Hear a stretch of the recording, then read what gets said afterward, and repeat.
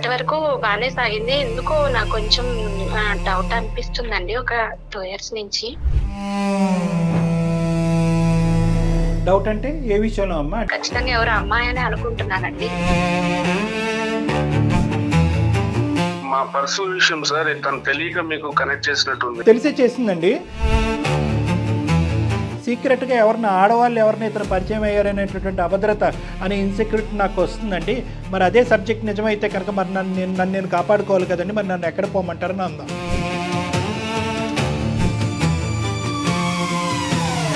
అమ్మాయిలు ఉన్నారని చెప్పి డౌట్ పడుతున్నారు. మరి అంతే కదండి. ఇంకేంటండి, అమ్మాయిలతో తిరిగేంత టైం నాకెక్కడ సార్? తను ఏం చెప్తాను నమ్ముతారా మీరు? నా బిజినెస్ లో వచ్చిన మనీ అంతా కూడా తనకి ఇన్వెస్ట్మెంట్ కి ఇచ్చాను. అది 5 lakhs అన్నాడు ఫస్ట్. అది 5 lakhs కాస్త 10-20 వరకు అయింది. ఇంకా 5 lakhs ఉంది. ఇంకా మరి మిమ్మల్ని నమ్ముకుని వచ్చిన మీ భార్యని మీ పాపని పక్కన పెడితే ఎలా అండి? ఇలా మాట్లాడతామని నీకు ఇన్ని రోజులు నేను చెప్పలేదు. మీ స్థితిగతులు, మీ యొక్క లిమిటేషన్స్ మీరు అర్థం చేసుకోవాలి కదా. మిమ్మల్ని ఎటువంటి తీసుకోవట్లేదని మనం ఎలా అనుకుంటాం? ప్రాఫిట్స్ వస్తాయి కదా సార్, దాంట్లో నాకు షేర్ ఇస్తాను. ఫౌండేషన్ లేదు కానీ 7 అంతస్తులు లేపేశారు బిల్డింగ్ ని. ఖాళీ లేదు, సూలి లేదు, కొడుకు పేరు సోమలింగం అన్నట్టు ఇన్పుట్ మెజరే లేనప్పుడు మీరు ఏకంగా అవుట్పుట్ మెజర్ గురించి ఆలోచించేస్తున్నారు. సో మీరు అగ్గితో చెలగట్టవాడుతున్నారు ఇక్కడ నిప్పుతో.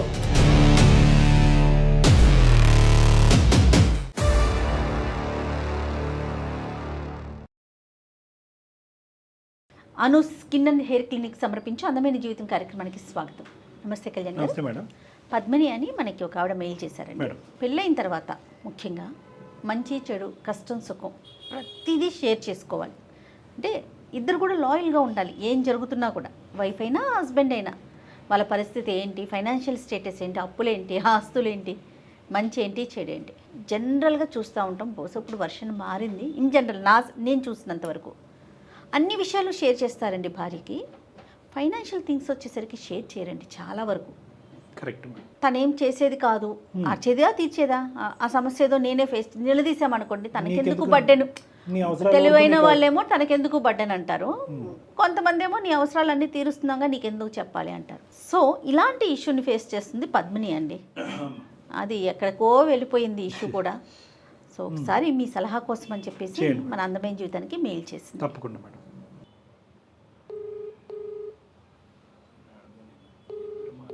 హలో, నమస్తే అండి పద్మిని గారా? అవునండి, నేను జయానండి, సుమన్ టీవీ అందమైన జీవితం ప్రోగ్రామ్ నుంచి. నమస్తే అండి. నాతో పాటు డాక్టర్ గారు ఉన్నారు, డాక్టర్ కళ్యాణ్ చక్రవర్తి గారు. ఒక్కసారి మీ సమస్య చెప్తారా? చెప్పండి అమ్మా. నాకు మ్యారేజ్ అయిందండి. నేను హౌస్ వైఫ్ ని. అమ్మా 5 years పాప ఉందండి. 7 years అయిందండి మ్యారేజ్ అయ్యి. Nice nice. చెప్పమ్మా. ఆయన బిజినెస్ చేస్తారండి, ట్రావెల్స్ బిజినెస్.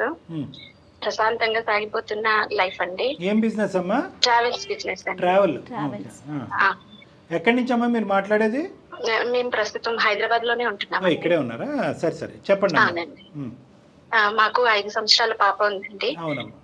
ఈయన చాలా బాగానే చూసుకుంటారండి, చాలా మంచి వాళ్ళు కూడాను. బాగానే ఉంటున్నాము. పాప జీవితం అంతా కూడా సవ్యంగానే సాగిపోతుంది. ప్రాబ్లమ్స్ అయితే ఏ లేవు సార్. కానీ మాకు ఒక 2 years నుంచి అయితే మట్టికి కొంచెం డిస్టర్బెన్స్ అవుతుందండి. ఓకే, ఏ విషయంలో అమ్మా? మనీ విషయం అండి. ఏంటంటే ఇంట్లో వచ్చే ఎక్స్పెన్సెస్ అన్ని కూడా ఈయనే చూసుకునేవారు. మాకు ఒక హౌస్ లోన్ ఉంది అండ్ కార్ లోన్ కూడా ఉంది. ఎవ్రీ మంత్ కూడా ఈయనే పే చేసేవారు. అన్ని డిస్కస్ చేసి చేసుకునేవాళ్ళము. ఒక 2 years నుంచి అయితే మటుకి సరిగా చెప్పట్లేదు అండ్ మనీ కూడా ఇవ్వట్లేదు ఇంట్లో. ఈయన బిజినెస్ అంటే బాగా చేస్తారు. అంతా ట్రావెల్స్ బిజినెస్ కదండి, అటు బయట తిరుగుతూ ఉంటారు. ఫ్రెండ్స్ అందరితోనూ పరిచయాలు పెరుగుతూ ఉంటాయి. అప్పటి వరకు బాగానే సాగింది. ఎందుకో నాకు కొంచెం డౌట్ అనిపిస్తుందండి ఒక 2 years నుంచి. డౌట్ అంటే ఏ విషయంలో అమ్మా? డబ్బులు ఏమవుతున్నాయో తెలియట్లేదు అండ్ అడుగుతుంటే కూడా కొంచెం కోపంగా కొట్టడం, అట్లా కసురుకోవటం అట్లా చేస్తున్నారు ఈయన. మనం ఏంటంటే ఇక మనీ వస్తుందండి, బాగానే వస్తుంది. కానీ ఆయన ఏం చేస్తున్నారు ఏంటి, బయట తిరుగుతూ ఉంటారు కదా అమ్మాయిలు, అది ఏమైనా ఇస్తున్నారేమో అని అనుమానం. ఇట్లా అలా ఇస్తూ ఉంటే మరి ఫ్యామిలీ గురించి, పాప గురించి, నా గురించి కూడా భయం అవుతుందండి. మా పేరెంట్స్ కి చెప్తే కూడా అల్లుడు మంచి ఆయనేనమ్మా, నువ్వే అడ్జస్ట్ అవ్వాలి, ఆయన చూసుకుంటారులే అని మా పేరెంట్స్ చెప్తున్నారు. కానీ ఏంటంటే అటు అత్తమామలకి అన్ని చెప్పుకోలేము కదండి. ఈయన చూస్తే మంచిగానే ఉంటారు కానీ ఇలా చేసేసరికి నాకు కొంచెం భయం అవుతుందండి. నాకు తెలిసినంత వరకు హౌస్ లోను కార్ లోను ఉందండి. కానీ ఈ మధ్య నాకు తెలియదు ఇంకొక లోన్ కూడా తీసుకున్నట్టు నాకు తెలిసిందండి. దాని గురించి కూడా మనీ రావట్లేదని వేరొకరికి కాల్ చేసి నెల ఇట్లా అడ్జస్ట్ చేయగలదు అని మనీ గురించి అడుగుతున్నట్టు కూడా నాకు తెలిసిందండి.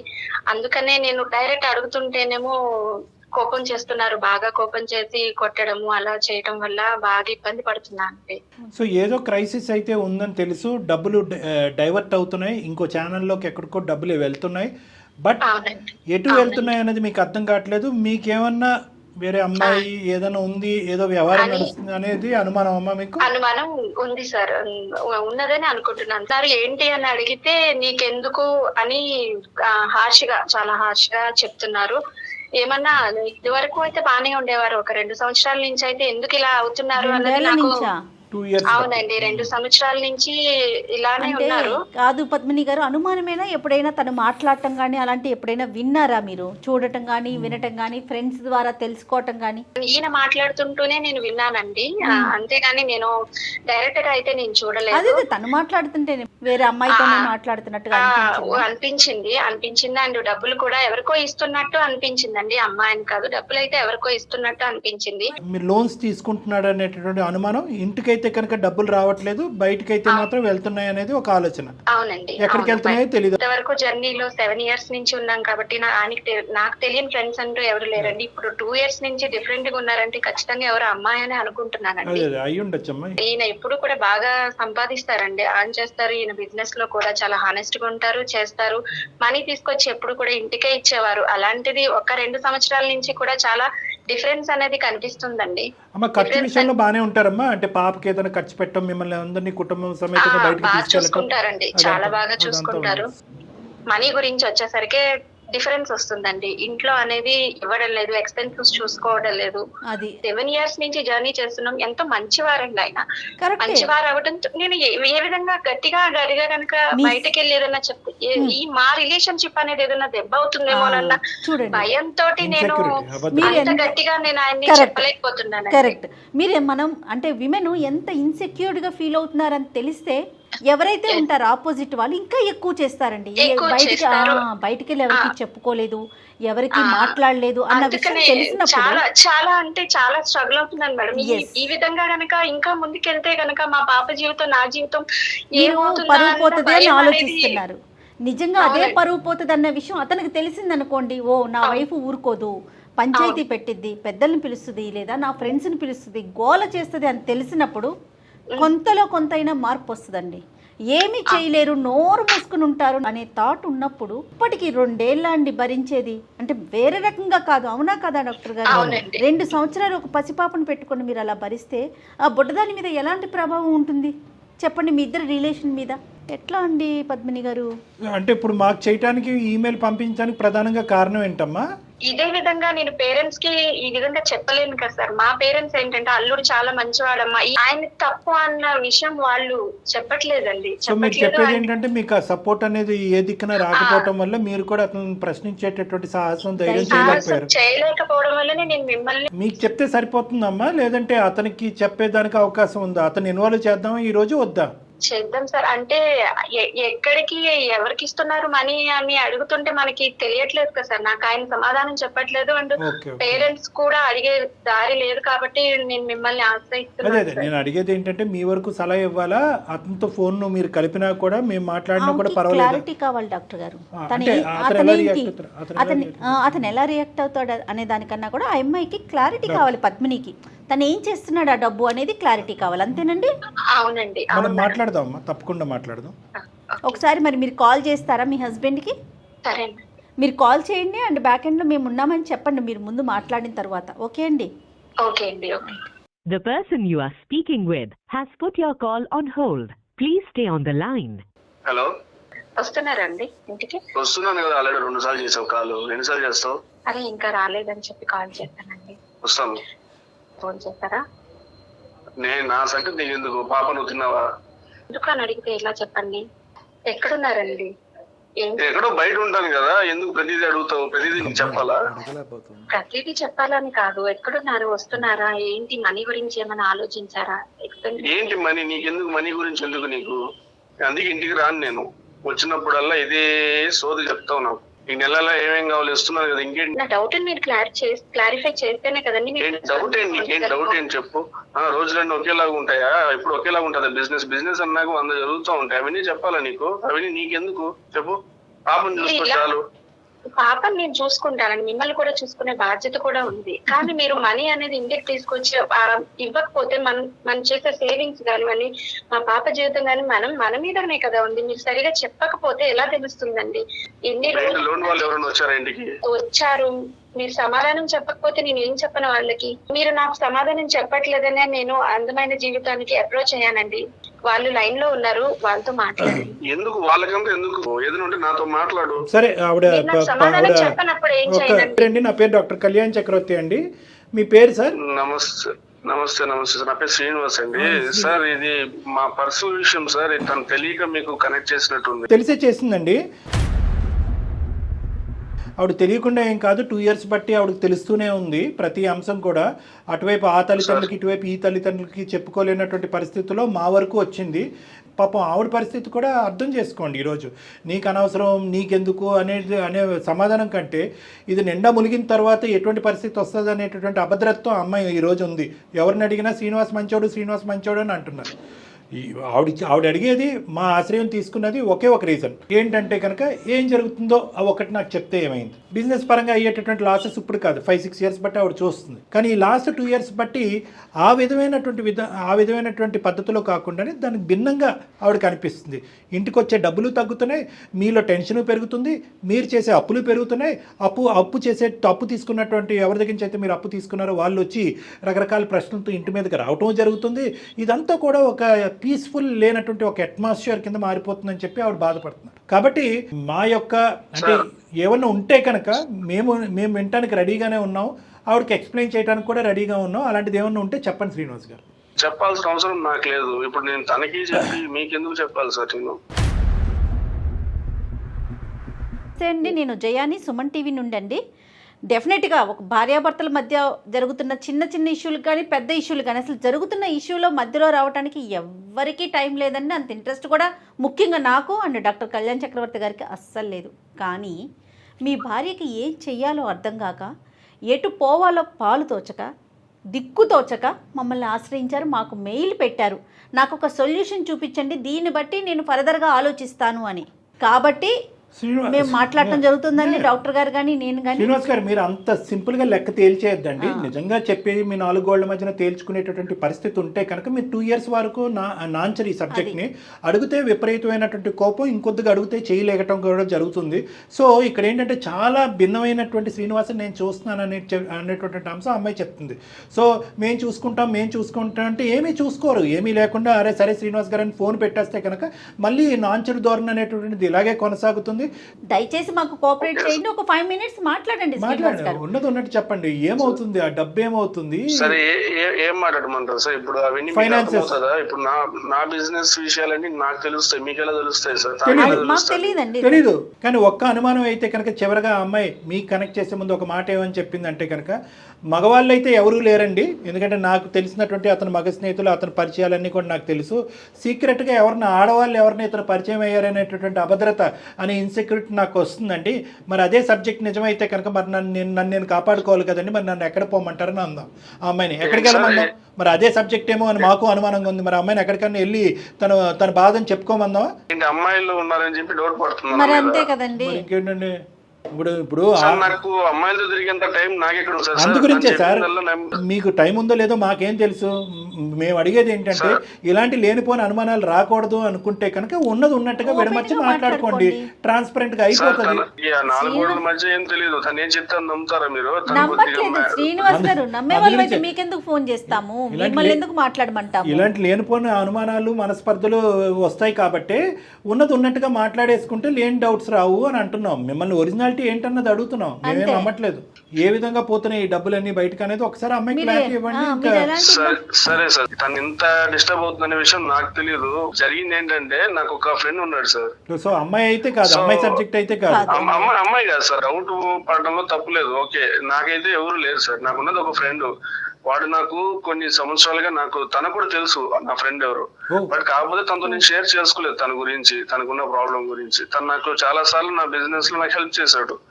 సో ప్రజెంట్ ఇప్పుడు ఏంటంటే తనకు ఒక బిజినెస్ స్టార్ట్అప్ కంపెనీకి నేను కొద్దిగా హెల్ప్ చేశాను. అది 5 lakhs కాస్త 10 lakhs 20 lakhs దాకా అయింది. సో నేను ఏంటంటే అది నాకు రీఫండ్ అవ్వలేదు. సో దాంతో నాకు ఈఎంఐస్ అన్ని స్టక్ అయిపోయాయి. నేను తనకి చెప్తే తను ఎక్కడ టెన్షన్ పడుతుందని నేను చెప్పలేకపోతున్నా తనకి. సో నేను చెప్పలేనంత మాత్రాన, ఆ టెన్షన్స్ లో ఇంటికి సరిగా రాలేనంత మాత్రాన, తనతో మాట్లాడలేక ఉన్నంత మాత్రాన నాకు ఎవరో బయట అమ్మాయితో సంబంధం ఉందని ఎలా డిసైడ్ చేస్తారు తను? అంటే ఒక రోజు 2 రోజులు కాదు కదండి. ఇప్పుడు ఏమండి మీరు చెప్పినా కూడా అమ్మాయి అనుమానం పడితే కనుక అది వేరే విషయం. మీరు చెప్పకుండా అంత కోపం తెచ్చేసుకుని, చిరాకు తెచ్చేసుకుని చెయ్యి ఎత్తుతున్నారు అంటే కనుక ఆ అమ్మాయి దీని వెనకాతల బాహుబలి అంత కథ ఉంది అని అనుకుంటది, కానీ తగు ఉండదని అనుకుంటారు.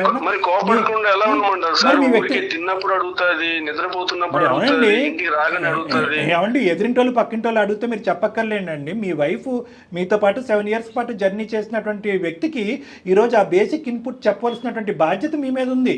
ఇప్పుడు నేను ఇంత అప్పు చేశాను చెప్తే తన టెన్షన్ పడుతుంది. ప్లస్ నా ఫ్రెండ్ ఏం తప్పు చేశారు ఇప్పుడు? Okay, let us come to the point అండి. ఎంత అప్పు చేశారు, ఎంతవరకు మీ ఫ్రెండ్కి సహాయం చేశారు?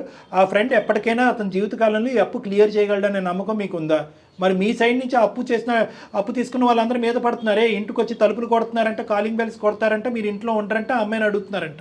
ఎంత కాలంలో, ఎంత వ్యవధిలో, ఏ స్థాయి వరకు అప్పులు చేశారు మీరు చెప్పండి? నా బిజినెస్ లో వచ్చిన మనీ అంతా కూడా తనకి ఇన్వెస్ట్మెంట్ కి ఇచ్చాను. అది 5 lakhs అన్నాడు ఫస్ట్. 5 lakhs కాస్త 10-20 వరకు అయింది. ఇంకా 5 lakhs ఉంది. ఇంకా అది ఇస్తే తనకి బిజినెస్ స్టార్ట్అప్ కంపెనీ స్టార్ట్ అవుతుంది. సో నేను దాని వల్ల వీటిని నేను పే చేయలేకపోయాను ఈఎంఐస్ కి. ఇది కాకుండా బయట మళ్ళీ ఇంట్రెస్ట్ కి మనీ తీసుకున్నాను. వాళ్ళు వస్తున్నట్టున్నారు, ఈఎంఐ వాళ్ళు అయితే రావట్లేదు, వాళ్ళకి మేనేజ్ చేస్తున్నా. మీ స్థితిగతులు, మీ యొక్క లిమిటేషన్స్ మీరు అర్థం చేసుకోవాలి కదా శ్రీనివాస్ గారు. ఏంటండి మీరు 20-25 lakhs ఇస్తారు. 25 lakhs కన్నా అది కామా కానీ ఫుల్ స్టాప్ పడుతుందా?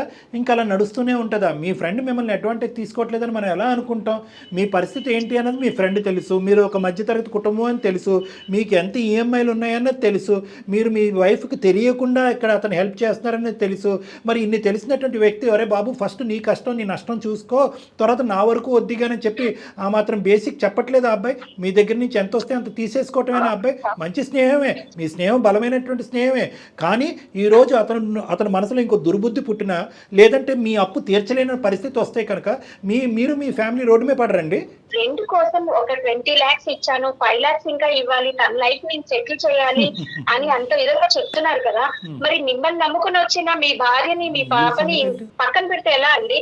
ఇలా మాట్లాడతామని నీకు ఇన్ని రోజులు నేను చెప్పలేదు. ఇప్పుడు ఒకటి చెప్తాను, వరకు ఉంటే ఓకే, భార్య వరకు పిల్లల్ని డిస్టర్బ్ చేస్తున్నంత వస్తుంది అంటే అది నిజంగా పీక్ స్టేజ్ కి వెళ్ళినట్టే అని నాకు అర్థం అవుతుందండి. బిజినెస్ నాకు అంత అర్థం కాకపోవచ్చు, మీకు అంత బిజినెస్ అర్థం కాకపోవచ్చు, కానీ ఫ్యామిలీకి వాళ్ళు ఇంటికి వచ్చి డిస్టర్బ్ చేస్తున్నారంటే మీరు ఏ రేంజ్ లో అప్పు చేస్తున్నారు అన్నది కొంచెం అవగాహన అయితే వస్తుందండి. అవును, ఫ్యామిలీ నీకేనా, నా ఫ్యామిలీ కాదా అది? మీరు అనుకుంటే ఇంతవరకు వెళ్ళారు కదండి. ఇక్కడ ఏంటంటే మనందరికీ ఒక హ్యాపీ థింగ్ ఏంటంటే ఇంకొక గర్ల్ ఫ్రెండ్, ఇంకో ఇష్యూ లేదు, ఇంకో గర్ల్ ఫ్రెండ్ లేదు అనేటటువంటిది చాలా హ్యాపీ. అట్లీస్ట్ దట్ షోస్ అదేంటంటే కనుక ఎందుకు ప్రపంచంలో అందరికీ కూడా అటువైపు ఉండేటట్టు వాళ్ళ అమ్మ నాన్నకైనా మీ అమ్మ నాన్నకైనా ఈ రోజుకి కూడా ఆ అమ్మాయి ఈ సబ్జెక్ట్ బయటకు ఎందుకు తీసుకెళ్ళలేదు అంటే కనుక శ్రీనివాస్ యొక్క మంచితనం క్యారెక్టరు అలాంటిది. కానీ ఈ మంచితనం కాస్త అతి మంచితనం అవుతుందా? ఈ అతి మంచితనాన్ని ఎవరైనా అడ్వాంటేజ్ తీసుకుంటున్నారా? ఈరోజు మీ టెన్షన్ ఏంటి? ఏదో అన్నారు సామెత, ఎంట గెలిచి రచ్చగలమన్నారని. మీరు ఈ కాన్ఫిడెన్స్ ఏదైతే ఉందో సార్, నేను తీరుస్తాను కదా అనేటటువంటిది మీరు ఎలా వెళ్తున్నారంటే కనుక ఒకేసారి 25 lakhsకి వెళ్ళట్లే, 2, 3, 4 అని చెప్పి వెళ్ళిపోతున్నారు. మీ బ్యాక్గ్రౌండ్లో మీకున్న లోడ్ మీకు అర్థం కావట్లేదు. ఎదుర్కొంటే మీ ఫ్రెండ్ యొక్క బాధ కనిపిస్తుంది, కానీ అప్పుడు ఏదో అతను మీకు హెల్ప్ చేసినటువంటి అవి రెండు ఆ ఇమాజినరీ థింగ్స్ కనిపిస్తున్నాయి, కానీ మీ వెనకతలు పెరుగుతున్నటువంటి ఆ బ్యాగేజ్, ఆ బర్డెన్ అనేది మీకు అర్థం కావట్లేదు. ఇది చెయ్యొద్దని అనట్లేదండి. ఏ స్నేహితుడి కన్నా ప్రాణ స్నేహితుడు అంటాడు కరెక్టే, అతను మీ ప్రాణం మీ స్నేహితుడు రెండు మనం కాదనలేదు, చెయ్యండి. కానీ ఇక్కడ వస్తున్నటువంటి ప్రాబ్లం ఏంటంటే నా కుటుంబానికి నేను ఏం చేస్తున్నాను, ఏం చేయలేకపోతున్నాను. ఒక 2 years పాటు వీళ్ళందరికీ కూడా ఒక ఫైనాన్షియల్ కన్స్ట్రెంట్ అనేది ఏర్పడింది, ఇందులో ఇంత సఫర్ అవుతున్నారు. ఇదే అప్పు ఇంకో 2 years పాటు నేను తీర్చలేకపోతే, మా ఫ్రెండ్ నాకు తీర్చలేనటువంటి పరిస్థితుల్లో నేను ఈ 10 రూపాయల అప్పుల గాళ్ళకి తీర్చలేకపోతే నా పరిస్థితి ఏంటి అనేది మీ పాయింట్ ఆఫ్ వ్యూలో మీ ఫ్యామిలీ వైపు మీరు చూడలేకపోతున్నారు. మీకు స్థాయికి మించినటువంటిది ఇది బ్రాకెట్లో పెట్టుకోండి. ఎప్పుడైనా జీవితకాలంలో 25 lakhs ఒకే దెబ్బకి మీరు చూసారా? మీ జీవితకాలంలో 25 lakhs ఒక మధ్యతరగతి కుటుంబం ట్రావెల్ బిజినెస్ అంటే కంటే ఎంత ఒడిదొడుకులు ఉంటాయి, ఎంత పైకి కిందకు ఉంటుంది. నాకు తెలిసినంత వరకు ట్రావెల్ బిజినెస్లో ఉండేటటువంటి ఎంతోమంది పేషెంట్స్ నేను చూశానండి. ఎంత నష్టాలు మేడం, ఎంత భయంకరమైన పరిస్థితి. ఒక బండి ఇంట్లోంచి బయటకు వెళ్ళినా కూడా టెన్షన్ ఉంటుంది, అది ఎప్పుడు వస్తుందో తెలియదు. రోడ్డు మీద తిరిగేది కదా, ఈరోజు మార్కెట్ నడుస్తుందో లేదో తెలియదు, మన కాంపిటీషన్ ఎలా ఉంటుందో తెలీదు. అది చెప్పాలా శ్రీనివాస్ గారు మేము మీకు? ఈరోజు మీ భార్య పిల్లలు ఆగమ్య గోచరంలో ఉన్నారు. నేను మీ స్నేహితుడు చెడ్డోడని అనట్లేదు, కానీ మీ సిచ్యువేషన్ అర్థం చేసుకోకుండా ఏటీఎంలోంచి డబ్బులు వస్తున్నటువంటి విధంగా అతను తీసేసుకుంటున్నాడు. ఖచ్చితంగా ప్రాణ స్నేహితుడు అంటే కనుక రెండు వైపులు చూడాలండి. అతనికి జరిగిన నష్టాన్ని చూడాలి, ఇటువంటి స్నేహితుడి మీద పడినటువంటి భారాన్ని చూడాలి. అటువంటి వ్యక్తి అసలు సిసలైనటువంటి ప్రాణ స్నేహితుడు. సార్ ఇప్పుడున్న కండిషన్ లో నేను తప్ప వాడికంటే ఎవరు లేదు సార్. వాళ్ళ వైఫ్ పిల్లలు అదే చెప్తున్నాను కదా, మీ మంచితనంలో ఉన్న ఒక పెద్ద బ్రాకెట్ లో ఉన్న కండిషన్ ఏంటంటే కనుక ఈ మంచితనం కాస్త అతి మంచితనం అయ్యి నేనే నాదుడిని, నేనే దేవుణ్ణి, నేనుంటేనే అతను బతుకుతాడు, లేదంటే లేదని అనుకుంటున్నారు. తనకు మించిన ధర్మం మొదటి చెడ్డ బేరం అంటారండి. ఫ్రెండ్ ఓకే, మీకు రిటర్న్స్ ఏంటి, దానికి ఆప్షన్ ఏంటి? ప్రాఫిట్స్ వస్తాయి కదా సార్, దాంట్లో నాకు షేర్ ఇస్తాను. ఫౌండేషన్ లేదు కానీ 7 అంతస్తులు లేపేశారు బిల్డింగ్ ని. ఇక్కడ ఫౌండేషన్ లేదు, కంపెనీ ఆలీ లేదు, సూలి లేదు, కొడుకు పేరు సోమలింగం అన్నట్టు.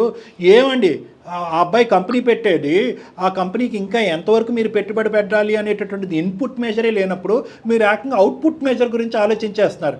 లెక్కపత్రం అనేది ఉంటుంది, ఎంత ఇస్తున్నాము, ఎలా వస్తుంది, ఎలా తీరుస్తాము. ఒక పేపర్ తీసుకుని గీయండి, మూడు కాలమ్స్లో ఎంత అడుగుతున్నాడు, ఎంత మనం తీసుకున్నాం, ఫైనల్గా వడ్డీ ఎంత అవుతుంది. మీకు జయ మేడం చాలా మంచి ప్రశ్న అడిగారు. అప్పు తీసుకుంటున్నారు, ఇస్తున్నారు, తీర్చే మార్గాన్ని కూడా మీరు ఎంచుకోండి. Everything is in the dark including your self.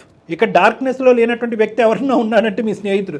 ఎందుకంటే డబ్బులు వస్తున్నాయి, ఇంకో 25 వరకు వచ్చిన తర్వాత కూడా అంటాడు, చూడండి నేను రాసిస్తాను కావాలంటే, మరి ఇంకో 2.5 ఇంకో 5తో సరిపెట్టేసుకుంటాను, ఇంకా అయిపోద్ది క్లోజ్ అంటాడు. సో అతను చాలా క్లియర్, అతను చాలా వెలుగులో ఉన్నాడు, డబ్బుల మధ్యలో ఉన్నాడు. అతను ఆ బిజినెస్ సక్సెస్ అవ్వాలని మనం కోరుకుంటున్నాం దేవుడి దయ వల్ల. అతని కర్మకాలు కాదు, మన కర్మకాలి. అది పోయింది అనుకోండి, అయిపోయింది. ఎప్పుడైతే బిజినెస్ స్టార్ట్ చేయాలని చూసాడో, నేను మనీ ఇవ్వడం స్టార్ట్ చేసినప్పటి నుంచి వాళ్ళ వైఫ్ మధ్యలో వెళ్ళిపోవడము, పిల్లల్ని తీసుకొని మళ్ళీ వాడు హ్యాపీగా ఉండాలని. సార్ కాలం కాల్సి రాకపోతే అన్నీ జరుగుతుంది సార్. ఈ రోజు నిజంగా ఇది 35, 45 లేదంటే 50 దగ్గర వచ్చుంటే కనుక ఇంకో విధంగా మాట్లాడుకోలేము. చాలే తల్లి, మీ ఆయన చేసిన అప్పుకి మేము ఎలా బాధ్యులు అవుతాం, మేమేం చేయలేమని చెప్పి ఫోన్ పెట్టేసాం. ఇప్పటికి కూడా మించిపోయినటువంటిది ఏం లేదు. నన్నేమన్నా దీనికి పరిష్కారం సలహా ఇమ్మంటే నేను ఇస్తా. మీలాగా చెప్పే పర్సన్స్ ఎవరు లేదు సార్, నాకు తోచింది చేసుకుంటూ వెళ్ళాను. పద్మిని గారు, ఒక స్నేహితుడు తన జీవితాన్ని, తన కుటుంబాన్ని కాపాడేటటువంటి ప్రయత్నంలో చేతి జబ్బలు తిన్నది అంటే కనుక చాలా దురదృష్టకరమైన పరిస్థితి. అది కూడా అతని ఇమోషన్ కోల్పోవటం వల్ల జరిగింది. సో ఒక మంచిగా ఉండేటటువంటి ఒక వ్యక్తి ఇలాగా మారుతున్నాడు అంటే దాని వెనకట్ల బలమైన కారణం ఉందన్నట్టుగా నేను జయ మేడం అనుకున్నా. ఒక స్త్రీ ఉందేమో అని అనుకున్నా, అది కాదని తేలిపోయింది. సంతోషం. మీ ఫ్రెండ్ని ఇలా గోప్యంగా సీక్రెట్గా ఉంచకండి. పాయింట్ నెంబర్ 1, ఏ ఫ్రెండ్ అయితే కనుక ఏ అవసరం ఉందో, ఏ అవసరం కొద్ది శ్రీనివాస్ యొక్క చేయి పట్టుకుని డబ్బులు తీసుకుంటున్నాడో అదే డబ్బులు తీసుకునేటటువంటి ప్రయత్నం భార్యాభర్తలు ఇద్దరి దగ్గర నుంచి తీసుకోవాలి, కానీ ఒక్కరి దగ్గర నుంచి తీసుకోకూడదు. ఇది అతనికి బాగా అర్థం అవ్వాలి. ఎందుకంటే కనుక ఈరోజు ఈ స్థాయిలో మీ భార్య దగ్గర నుంచి గోప్యంగా ఎందుకు ఉంచకూడదు. ఒరే, నీ పిల్లానికి చెప్పిస్తున్నావు, నాకు మీ భార్యకి తెలియకుండా ఏది ఇవ్వద్దు, ఎందుకంటే ఇది నీ కష్టార్జితం, నువ్వు ఎవరి దగ్గర అప్పు తీసుకుంటున్నావు, మీ ఆవిడ అవమాన పాలవుతుంది. రేపొద్దున నా జీవితం కూడా ఆగమ్య గోచరం అయిపోయి నా పిల్లలు వెళ్ళిపోయినట్టుగా రేపొద్దున నీ భార్య నీ కూతురు వెళ్ళిపోతే కనుక బాగుండదురా అని అతను చెప్పాలి. ఎంతవరకు ఇచ్చారనేది ఇక్కడ వరకు ఫుల్ స్టాప్ పెట్టండి. తర్వాత ఇవ్వద్దా డాక్టర్ గారు అంటే కనుక ఇచ్చింది చాలు ప్లీజ్. ఇది మీ స్తోమతకి మించినటువంటి సబ్జెక్ట్ కాబట్టి మొహమాటం లేకుండా, ఇంకొక ఆలోచన లేకుండా, మీ ఫ్రెండ్ అవసరం నాకేంటో తెలియకుండా నేను ఒకటే చెప్తున్నాను, please put a full stop. Next ఏంటి డాక్టర్ గారు అంటే 3 కాలమ్స్ 3 కాలమ్స్ 1, 2, 3. కాలం నెంబర్ 1 నిజంగా మీ ఫ్రెండ్ యొక్క అవసరం ఎంత ఉంది. కాలం నెంబర్ 2 సోర్స్ ఆఫ్ ఇన్కమ్ ఏంటి. కాలం నెంబర్ 3 ఇప్పుడు వరకు చేసినటువంటి అప్పుని మీరు రానున్న రోజుల్లో ఎలా తీర్చబోతున్నారు. ఆ అప్పుని మీరు తీరుస్తారా, మీ ఫ్రెండ్ తీరుస్తాడా. మీ భార్య ప్రస్తావన, అందమైన జీవితం ప్రస్తావన తేవద్దు. ఇది మీ మాటగా బయటికి రావాలి. మీరు ఎలా ఇచ్చారు సార్ ఈ అమౌంట్లన్నీ? సార్ ఇదంతా బ్యాంక్ ట్రాన్స్ఫర్ చేశాను సార్. అమ్మా మంచి పని చేశారు అంతవరకు. అతనికి ఏం సోర్స్ ఆఫ్ ఇన్కమ్ కానీ ఏమైనా సోర్స్ ప్రాపర్టీ? ఆఫ్ ఇన్కమ్ అంటే తనకు ఒక ప్రాపర్టీ ఉంది సార్, శంషాబాద్ దగ్గర ఉంది ఒకటి. తనకి మ్యారేజ్ గిఫ్ట్ గా వాళ్ళ మామ ఇచ్చారు. బట్ తనకి అదొకటే ఉంది సార్, తనకి అదంటూ ఇంకేం లేదు. దాన్ని కూడా అమ్మేస్తే తన రోడ్డు మీదకి వచ్చేస్తారు కదా సార్. అతను నిజమైనటువంటి స్వచ్ఛమైన స్నేహితుడు అయితే కనుక ఆ ప్రాపర్టీ డిస్పోజ్ చేసి ఈ అప్పు క్లియర్ చేయడం అంత శ్రేయస్కరమైనటువంటి సొల్యూషన్ ఏమీ లేదు. అతను ఆ ప్రాపర్టీ ఇతనికైనా రిజిస్టర్ చేయాలి ఆ అప్పు తీరేంత వరకు, లేదంటే ఆ ప్రాపర్టీని ఇమీడియట్గా మార్కెట్లో పెట్టి అమ్మేసి ఇతను అప్పుని తీర్చేటటువంటి ప్రయత్నం చేయాలి. నెక్స్ట్ మీరు ఏ రూపాయి పావులా ఇవ్వాలన్నా అతనికి ఇప్పుడున్నటువంటి బాకీ ఇందాక నేను లాస్ట్ కాలం చెప్పాను చూడండి, ఎవరు క్లియర్ చేస్తారు, ఎలా క్లియర్ చేస్తారు అనేది, అది ఇమీడియట్గా అది చల్లబడాలి. ఆ ఇష్యూ అతను ప్రాపర్టీ మీ పేరుని రిజిస్టర్ చేస్తాడా, లేదంటే అది అమ్మేసి 25 lakhs అప్పు ఇమీడియట్గా తీస్తాడా, మిగిలిన డబ్బులు తీసుకెళ్ళి అతని బిజినెస్లో పెట్టుకుంటాడా అనేది అతని ఇష్టం. కానీ ఇక్కడతో చాలా ఇప్పటికే కూడా చాలా నష్టం జరిగింది. నిజంగా దేవుడికి నేను చేయమని ఏం దండం పెట్టుకుంటున్నాం అంటే ఆ ప్రాపర్టీ అమ్మేటటువంటి ఉద్దేశం ఆ మహానుభావుడు ఉండాలి. ఇప్పటికీ అమ్ముతా అన్నాడు సార్, నేనే వద్దు ఉంచుకో అన్నాను సార్. అతను ఉంచుకున్నాడు. సరే, ఏదేమైనా శ్రీనివాస్ గారు, ఇప్పుడైతే మాత్రం నేను ఒకటే చెప్తాను. ఇందాక మీరు పెద్దగా మాట్లాడటానికి ఇష్టపడలేదు మాతో, కానీ ఎందుకో సడన్గా రియలైజ్ అయ్యారు, మా లూప్లోకి వచ్చారు. మా అదృష్టం, మీ భార్య బిడ్డల అదృష్టం. ఇక ముందు నుంచి మీరు ఆలోచించవలసింది ఏంటంటే, ఇంటి మనిషి ఆ అమ్మాయి కేవలం వంట చేసుకోవటానికి, బిడ్డను చూసుకోవటానికే కాదు. నేను ఏదైనా ఆర్థికపరమైనటువంటి, మీకే కాదు, ఈ స్థాయి ఈ ప్లేస్లో ఉన్నటువంటి అందరు వైఫ్ అండ్ హస్బెండ్స్కి, కపుల్స్కి నేను ఒకటే చెప్తున్నాను, ట్రాన్స్పరెన్సీ ఈజ్ ఇంపార్టెంట్. నువ్వు చదువు లేదు, నీకు అర్థం కాదు, నువ్వు లేనిపోని ప్రశ్నలు అడుగుతావు, అనుమానిస్తావు, ఇవన్నీ పక్కన పెట్టండి. ఒక బ్రెయిన్తో ఐడెంటిఫై చేయలేనటువంటి కొన్ని సొల్యూషన్స్, ఏమీ చదువుకోనటువంటి, వ్యాపార లావాదేవీలు తెలియనటువంటి, ఒక నాయివ్గా ఉండేటటువంటి ఇంట్లో ఉండే ఒక స్త్రీకి ఐడియాస్ రావచ్చు. వాళ్ళు ఒక సలహా ఇవ్వచ్చు, ఒక సూచన ఇవ్వచ్చు, ఒక 4 ప్రశ్నలు అడుగుతారు, 4 విధాలుగా అనుమానం పడతారు. కానీ it is always in the best interest, భార్యాభర్తలు ఇద్దరి యొక్క బెస్ట్ ఇంట్రెస్ట్లో ఏ ఇన్పుట్ అయినా షేర్ చేసుకోవటం అనేది మంచిది. ఇది మీ ఇద్దరికి కూడా నేను చెప్తున్నాను. మీ ఫ్రెండ్కి నేను సహాయపడద్దని అనలేదు, కానీ మీ భార్యకు తెలియకుండా సహాయపడ్డారు చూడండి, అది కరెక్ట్ కాదు. మీ స్థాయికి మించి సహాయపడ్డారు చూడండి, అది కరెక్ట్ కాదు. మీ భార్యని, మీ పిల్లల్ని క్రైసిస్లో పెట్టి సహాయపడ్డారు చూడండి, అది కరెక్ట్ కాదు. సో ఇవి మీరు అర్థం చేసుకోవాల్సినటువంటి ముఖ్యమైన విషయాలు. యా మేడం, మీరు ఈ క్రైసిస్ని ఇంకా డ్రాగ్ చేయొద్దు. ఇప్పుడు మనకి ఇమీడియట్గా ఉన్న సొల్యూషన్ ఏంటంటే, అతనికి వెళ్ళి వాళ్ళ ఫ్రెండ్కి ఉన్న పరిస్థితులు చెప్పాలి. చెప్పిన తర్వాత ఆ ప్రాపర్టీ డిస్పోజ్ చేయడం కానీ, అతని పేరుని చెప్పి రాయించుకోవడానికి. సో ఇక్కడి నుంచి ప్రయాణం మీ ఇద్దరిది. సో మీరిద్దరు కలిసి ప్రయాణం చేయాలి. మళ్ళీ ఈ సబ్జెక్ట్ మీద ఇంటికి వెళ్ళి తర్జన భర్జన కొట్లాడుకోకండి. ఓకే, రైట్ అండి. మొత్తానికి ముందు తను చాలా అగ్రెసివ్గా ఫీల్ అయినా కూడా మీరు అన్నట్లుగా కొంచెం మీ మాటలు విని తను ఒక ఆలోచన విధానం వచ్చింది చూడండి. ఇలా చాలా మంది ఉంటారు డాక్టర్ గారు కదండి. మేడం, ఇదే ముందే చెప్పుంటే ఆ అబ్బాయి, నాకు ఒక ప్రాణ స్నేహితుడు ఉన్నాడు, సో అండ్ సో, అమ్మాయికి తెలియని వ్యక్తి కాదంట, తెలుసంట అమ్మాయికి. సో ఆ అబ్బాయి కూడా ఇదే మాట తన భార్య చెప్తే ఆలోచించేవాడేమో ఆ రోజే. అంతే కదండి. అంతే మేడం, అంతే. రైట్ కళ్యాణ్ గారు, నమస్తే. నమస్తే.